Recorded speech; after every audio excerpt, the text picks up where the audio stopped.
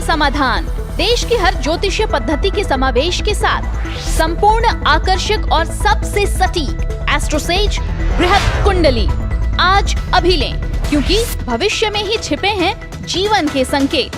हर हर महादेव। आपने क्लिक किया है AstroSage, the number 1 in astrology.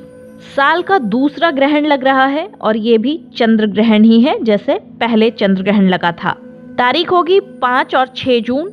ये चंद्र ग्रहण उपछाया ग्रहण होगा और मानव जीवन को ये प्रभावित करेगा। किस तरह का होगा ये प्रभाव, ये आपको बताऊंगी, लेकिन उससे पहले ये समझ लीजिए कि क्यों खास है ये चंद्र ग्रहण। ग्रहण क्या है, क्यों है, कब है, क्या करें क्या ना करें, ये सब बातें तो बात में होती ही रहेंगी, लेकिन पहले ये जान लीजिए कि ये ग्रहण खास क्यों है। ग्रहण खास इसलिए है क्योंकि इसका कनेक्शन कोरोना से है। वैसे तो उपछाया चंद्र ग्रहण ज्यादा मान्य नहीं है, लेकिन देश, काल और परिस्थितियों के अनुसार कई स्थितियों में परिवर्तन भी देखा जाता रहा है। जून में पड़ने वाला ये पहला ग्रहण है।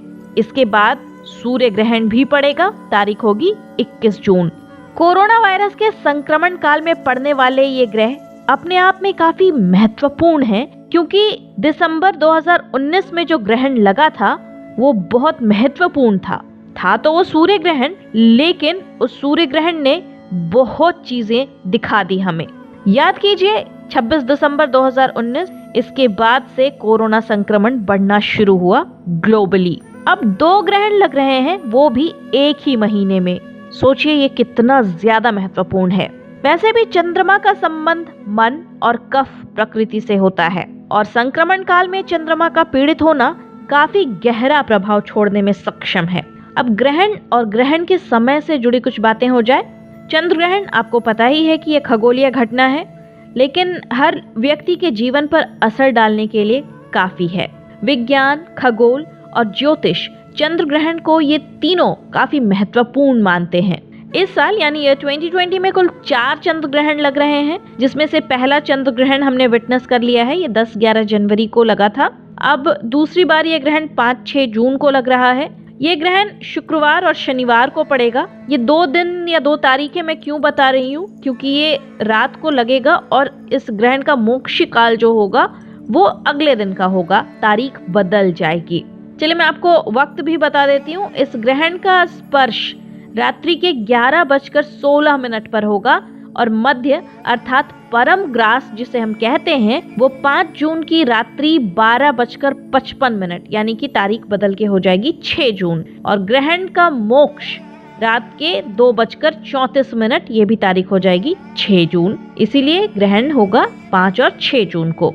अब सवाल है कि ये ग्रहण कहाँ कहाँ देखा जाएगा। तो हिंदू पंचांग के अनुसार ये ग्रहण वृश्चिक राशि और ज्येष्ठा नक्षत्र में ज्येष्ठ शुक्ल पूर्णिमा तिथि को हो रहा है। और ये ग्रहण अपने देश भारत में ग्रहण के स्पर्श काल से लेकर मोक्ष काल तक देखा जा सकता है।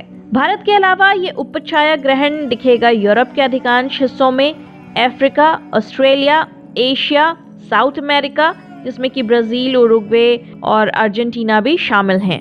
इसके अलावा प्रशांत और हिंद महासागर के कई क्षेत्रों में भी ये ग्रहण देखा जा सकेगा। अब चंद्र ग्रहण के दिन ग्रहों की क्या स्थिति रहेगी ये भी समझ लीजिए। 5 ग्रह वक्री अवस्था में रहेंगे। राहु केतु तो हमेशा से वक्री रहते ही हैं। इसके साथ बृहस्पति वक्री रहेंगे, शुक्र वक्री चल ही रहे हैं, शनि भी वक्री चल रहे हैं और ये तीनों ग्रह अपनी वक्री रफ्तार में रहेंगे और राहु केतु तो वक्री हैं ही। अब इतने सारे ग्रहों का वक्री होना क्या दर्शा रहा है? इसका इशारा है किसी बड़ी आपदा की तरफ। अर्थव्यवस्था में भारी उतार चढ़ाव देखने को मिल सकता है। सरकार कुछ नए टैक्स इंट्रोड्यूस कर सकती है, लेकिन इसका अच्छा पक्ष यह है कि देश की जनता जागरूक होगी और असामाजिक तत्वों को इससे मुंहतोड़ जवाब मिलेगा। देश को सामरिक तौर पर फिलहाल ज्यादा सतर्क रहना होगा और जनता की आवश्यकताओं की पूर्ति के लिए कुछ नए कदम सरकार की तरफ से उठाए जाएंगे। इसके अलावा देश में बीमारी बढ़ने के संकेत हैं, इसीलिए हमें जागरूक भी रहना जरूरी है। और प्रकृति जो इस वक्त हमारी परीक्षा ले रही है, उससे लड़ने में हमें अपना पूर्ण योगदान देना चाहिए। शुरू में मैंने बताया कि इस साल 4 चंद्र ग्रहण लगेंगे। पहले ग्रहण के बारे में मैंने बता दिया आपको कि ये 10-11 जनवरी को घटित हो चुका है। दूसरा ये 5 और 6 जून को हो रहा है। तीसरा चंद्र ग्रहण है 5 जुलाई को और साल का अंतिम चंद्र ग्रहण 30 नवंबर को आप विटनेस करेंगे।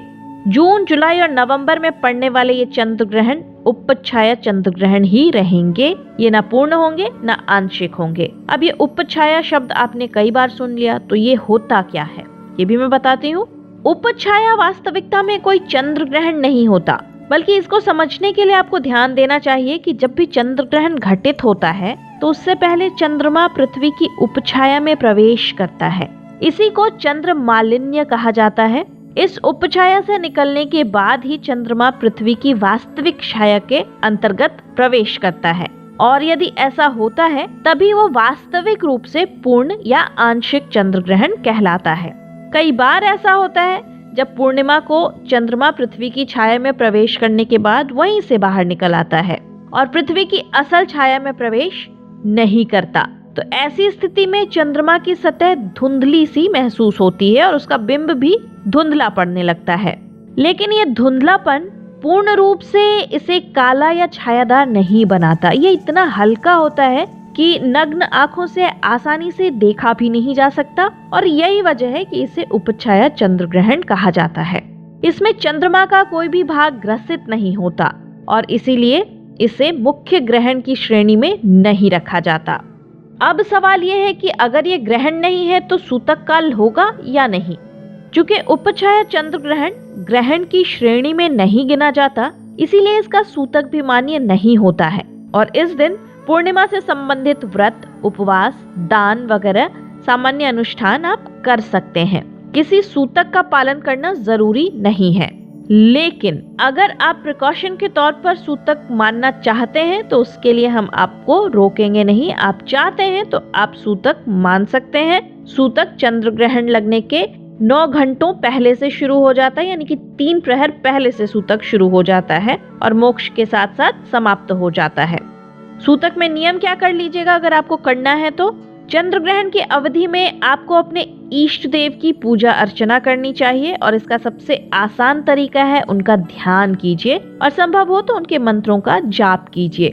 क्योंकि ये चंद्र ग्रहण है तो आपको चंद्र देव के बीज मंत्र का जाप करना होगा। ऐसा करने से आपको ग्रहण के प्रभाव से मुक्ति मिलेगी। ग्रहण काल में प्राणायाम और ध्यान करना सर्वोत्तम माना गया है। इसके अलावा आप किसी सुपात्र को दान भी दे सकते हैं।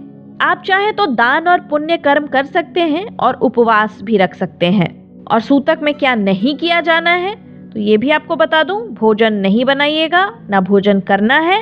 घर में अगर दूध या जल है तो इसमें तुलसी पत्र डाल दीजिए, जिससे कि वो अशुद्ध नहीं हो और पुनः प्रयोग में लाया जा सके। ग्रहण या सूतक काल में सोना मना है, सहवास भी वर्जित होता है। सूतक काल में मंदिरों के दरवाजे बंद रखे जाते हैं और मन में ही ईश्वर की आराधना की जाती है। तो चंद्र ग्रहण के दौरान अपने इष्ट से प्रार्थना कीजिए कि जितना जल्दी हो सके हमें इस कोरोना संकट से मुक्ति मिल जाए। हर किसी के मुख से, हर किसी के मन से अगर ऐसी प्रार्थना निकलेगी तो ब्रह्मांड में ये ऊर्जा इकट्ठे जाएगी, और ब्रह्मांड में जब ये ऊर्जा जाएगी तो इसके क्या फल दिखेंगे वो आप और हम देखेंगे, और ये फल सकारात्मक होंगे। ग्रहण में अपना ख्याल रखिए। वीडियो पसंद आया हो जरूर शेयर कीजिए, कमेंट सेक्शन में लिखिए अगली वीडियो आप किस टॉपिक पर देखना चाहते हैं। इसके अलावा अगली नोटिफिकेशन पर आपको वापस लौटना है, क्योंकि आपके भविष्य की जानकारी मिलेगी आपको एस्ट्रोसेज चैनल पर। तब तक ख्याल रखिए अपना। नमस्कार।